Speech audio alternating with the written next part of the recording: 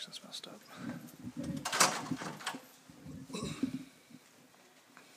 Any opening comments you'd like to make about tomorrow night's draft and your preparation that seems like it's been endless coming up, leading up to it? Yeah, it is a long time. We're going to have our final meetings either late this afternoon and probably into the morning time tomorrow as well. How many mock drafts do you go through? I'll only go through a couple because there's always surprises. So the most important thing is that we order our board according to what we want and how we've evaluated, and then watch how the thing plays out, right? And players that we may believe wouldn't be there, as they start to drop, it might affect what we do. Kent, you picked first last year, ninth this time around. How different has the preparation been from year over year?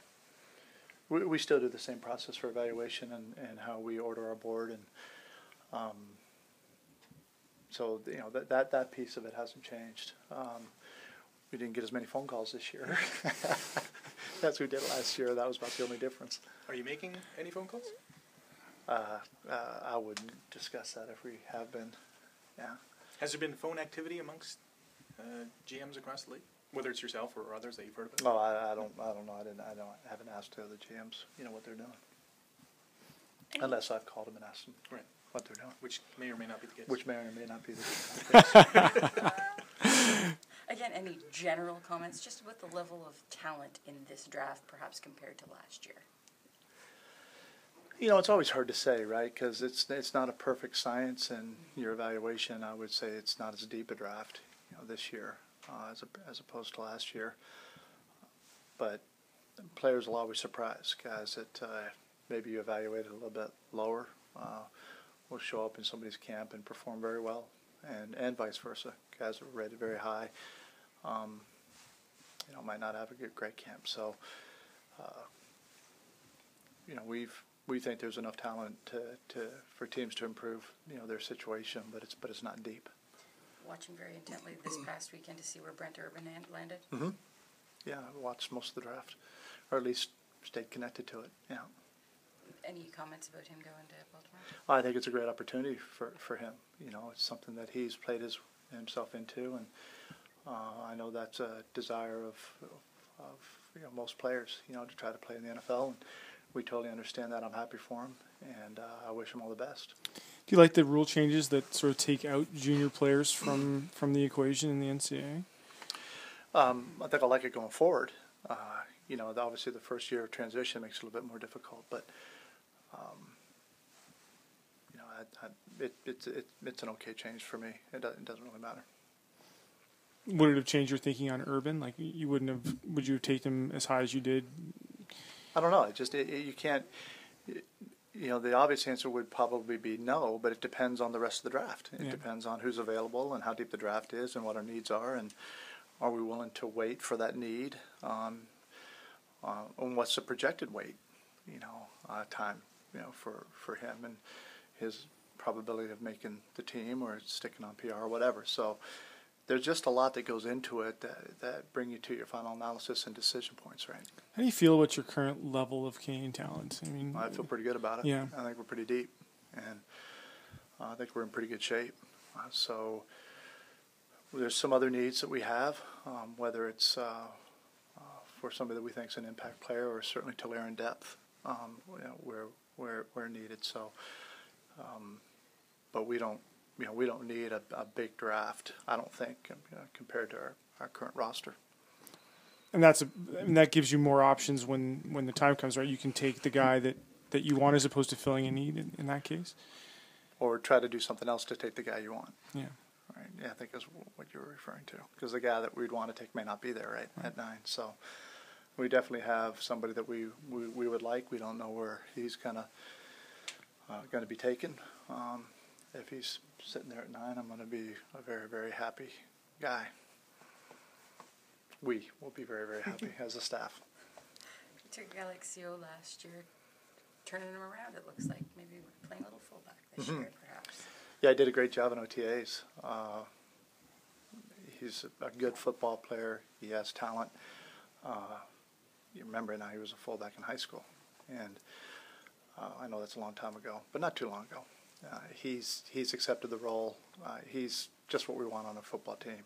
Great attitude, works hard, wants to be a good player, and whatever role we give him, he'll perform to his very best. And obviously you do the research on these guys going back to high school and things like that, but when you drafted him, did you think at that time that you had the intention of using him as fullback then? Mm-hmm. And I think we even talked about it yeah. at that time. Yeah, we sure did. So as you look towards this draft, are there players that you see perhaps playing different roles, even though they may be listed as such in this draft?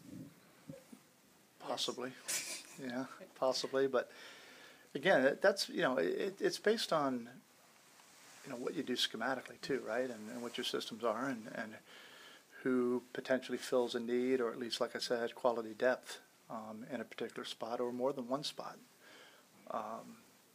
That give us gives advantage from a ratio standpoint and just overall quality of play within the Canadian content throughout the course of a pretty long season. If a guy like Tardif falls to 9, and I'm not sure if that would be the case or not, would he be enticing enough to go after? It depends who else is there. Yeah, I mean, not if there's a couple of players that we really, really like that we think are, may or may not be there at 9. It just depends. It depends how things play out between the first pick and the 9th pick. I would say the probability that's probably not very high. Yeah. But then again, I've been surprised before. I was surprised in last year's draft. I know there's a lot that goes into draft prep before a draft. How much does luck play a part in the whole thing?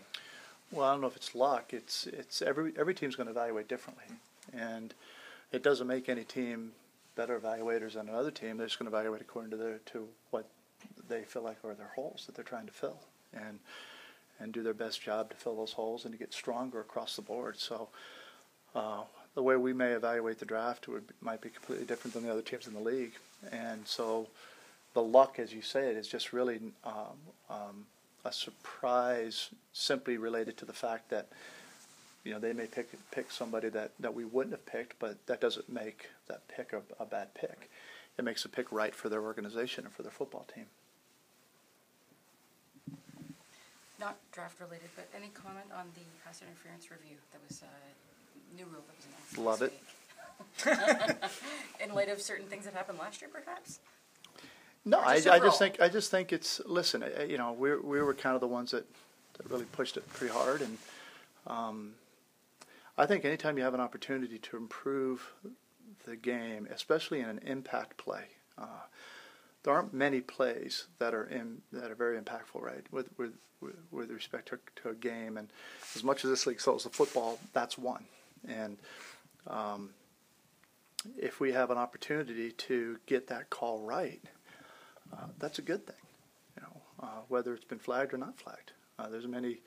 In my mind, there's many interference calls that either aren't seen because of the speed of the game, and don't get called, as a result. And we're going to have to live with as coaches that if we challenge that and there's not evidence, on the cameras, even though we may have seen it clearly, that's just the way it is, and you blow one of your challenges. So I think it may have the opposite impact on, now the coaches are going to always challenge pass interference. Well, no, they're not, because then you're at risk of losing a challenge, right? So, and getting it wrong. So it may constrain. I think there'll be more constraint with respect to those challenges than I think the public really realizes.